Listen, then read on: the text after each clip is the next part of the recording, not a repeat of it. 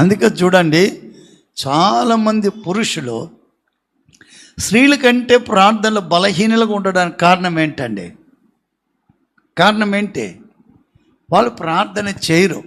ప్రార్థన మీద వాళ్ళకి ఏముండదండి? మనస్సు ఉండదు.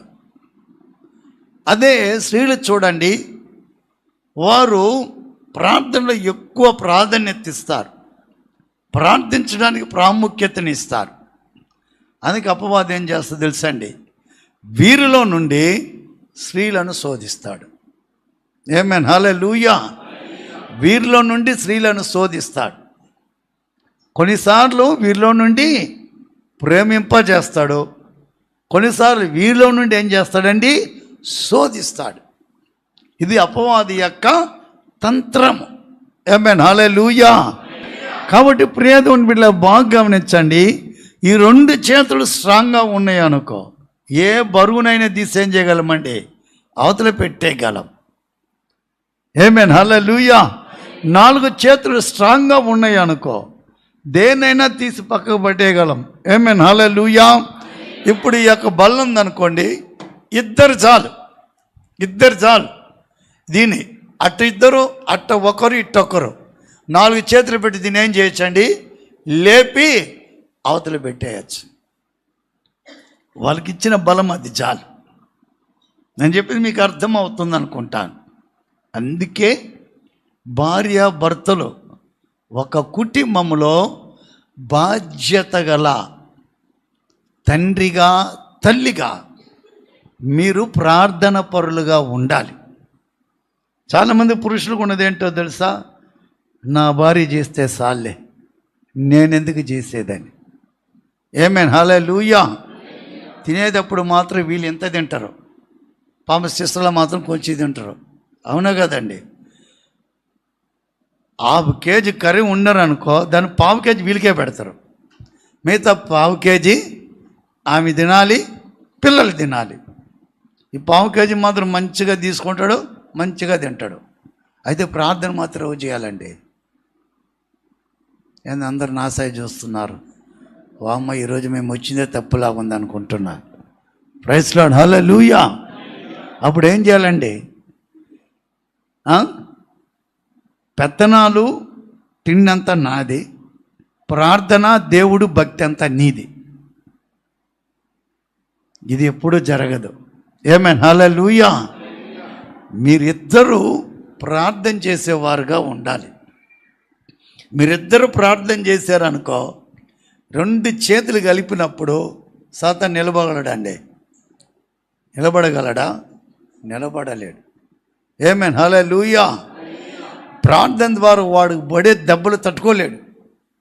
వామ్మో, ఈ ఇంటికి పోయినానుకో, ఈ చెంప ఏం చేస్తున్నారు? వాయిస్తున్నరా బాబు, ఇంకా నేను ఈ పక్కకే రానని వాడు ఉరికలెత్తాలి.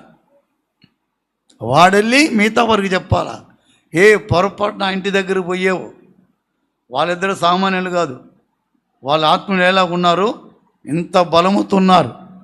ఒక్క చెంప గల్లు మనకు నా గోప గిర్రని దిగింది, నువ్వు పోయావు, నీకు కూడా గోప పగిలిపోద్ది. జాగ్రత్త. ఏ ఇంటికైనా పోగా ఆ ఇంటికి మాత్రం పోవద్దు. ఆమేన్, హల్లెలూయా. కారణము, ఆ ఇంట్లో ఎవరున్నారండి? ప్రార్థన చేసే ఇద్దరున్నారు. వాళ్ళ భార్య భర్తలు ఇద్దరు సామాన్యులు కాదు. అననీయ సఫీరులనైతే మోసం చేయగలిగినాం, వీళ్ళైతే మనం మోసమే చేయలేం. వీళ్ళంతా చాలా స్ట్రాంగ్గా ఉన్నారు. ప్రైజ్ లార్డ్, హల్లెలూయా, హల్లెలూయా. అప్పుడు ప్రార్థన అనేది చూడండి, ఒక కుటుంబంలో స్త్రీకి మాత్రమే కాదు, ఎవరికి ఉందండి బాధ్యత? పురుషులకు కూడా ఉంది. ఆమేన్, హల్లెలూయా. ఇంకా ఒక విషయం చెప్పాలంటే, ఏ కుటుంబంలో పురుషులు మంచి ప్రార్థన పరులుగా ఉంటారో ఆ కుటుంబము దేవుని నామ మహిమార్థమై దేవుడు వాళ్ళ ఘనంగా ఎత్తి నిలబెడతాడు. ఆమేన్, హల్లెలూయా. అప్పుడు స్త్రీల ప్రార్థనల కంటే కూడా పురుషుల ప్రార్థనలు చాలా స్ట్రాంగ్ అయినది. జకర్యా చూస్తున్నాం, ఎలిజబెత్ చూస్తున్నాం. వాళ్ళిద్దరు భార్య భర్తలు వృద్ధులే, అయితే ఎలిజబెత్ కంటే జక్రయ్య ఎలాంటి వాడండి? బలమైన ప్రార్థన పరుడు, యాజక ధర్మాన్ని నిర్వహించువాడు. ప్రియ దేవుని బిడ్లారా, దేవుని యొక్క దూత దేవుని యొక్క దర్శనాన్ని చూసేవాడు. అంత బలమైన ఆత్మీయ అభిషేకం పొందుకున్నవాడు. ఈనాడు ఒక కుటుంబంలో ఒక పురుషుడు ఆ ఇంట్లో ప్రార్థన పరుడై ఉన్నాడు అనుకోండి, ఆ కుటుంబాన్ని సాతాను ఏం చేయలేడు? కదిలించలేడు. ఆమేన్, హల్లెలూయా. కదిలించడానికి ప్రయత్నించినా వాడు ఓటమి పాలవుతాడు. అందుకే చూడండి ప్రియ దేవుని బిడ్డలారా, పురుషులను సాతాను ఏం చేస్తాడండి? ప్రార్థించడానికి మాత్రము ఒప్పుకోడు, అన్నిటినీ చేస్తాడండి. ఇంకా కొంతమంది పురుషులు నాకు చాలా మంచోళ్ళు. ఏంటో తెలుసా? భార్యలు చర్చికి వెళ్తాం అనుకున్నారనుకోండి, నువ్వు చర్చికి వెళ్ళని వంట వీళ్ళే వండి పెడతారు, మాంసం తెచ్చి వీళ్ళే వండి పెడతారు, వంట వీళ్ళే వండి పెడతారు, అన్నీ వండి పెడతారు.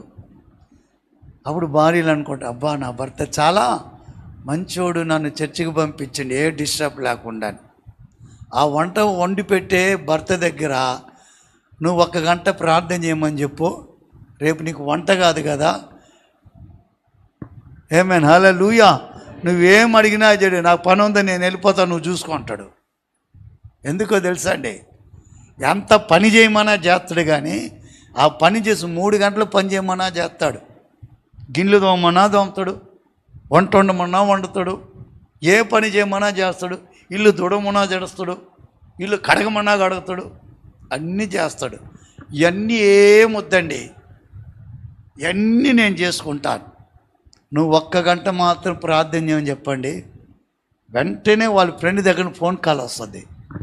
లేదు వెంటనే అప్పుడు ఏదో ఒక జ్ఞాపకం వస్తుంది, నా ఫ్రెండ్ దగ్గరికి వెళ్ళాలి, అర్జెంట్ పని ఉంది, కాబట్టి నువ్వే చూసుకొని నేను వెళ్ళిపోతానని. అంటే ఏంటో తెలుసా? నన్ను ప్రార్థన చేయమని, నువ్వు పని కూడా నువ్వే చూసుకో అని చెప్పిపోతాడు.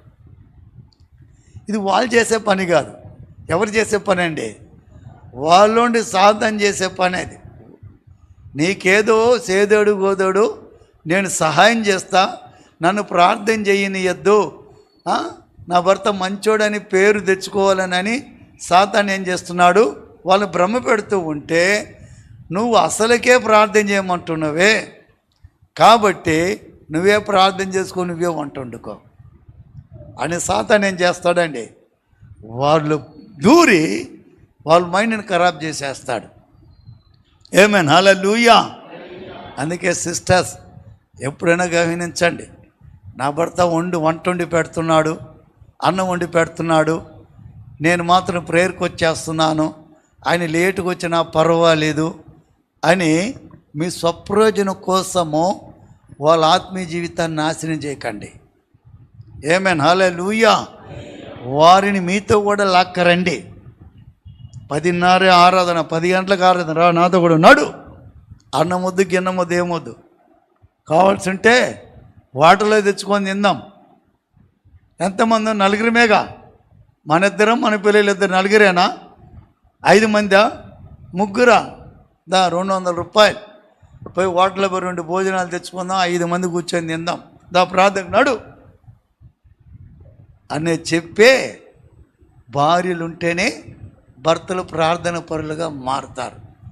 ఇప్పుడు అనుకుంటున్నారు పురుషులు, వామ్మో మా వీక్నెస్లు అన్నీ ఫాదర్ అన్నీ చెప్పేస్తుండవు, కాబట్టి వచ్చేవారు మేము ఏదో 12 గంటలకు 12:30కి ఈ సాకు ఆ సాకు చెప్పుకొని వచ్చేవాళ్ళమే, ఆరాధన అంతా అయిపోయినా కట్టొచ్చి కూర్చునే వాళ్ళమే.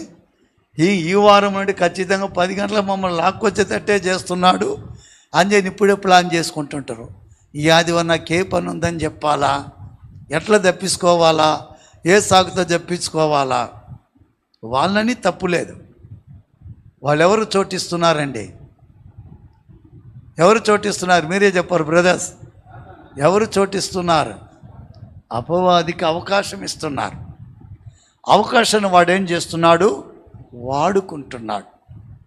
అందుకే మీరు అట్టివారై ఉండక అపవాది తంత్రములను ఎరిగిన వారై ఆపద్దినమందు వాని ఎదిరించుటకు శక్తిమంతులగునట్లు దేవుడిచ్చే సర్వాంగ కవచమును ధరించుకొనుడి.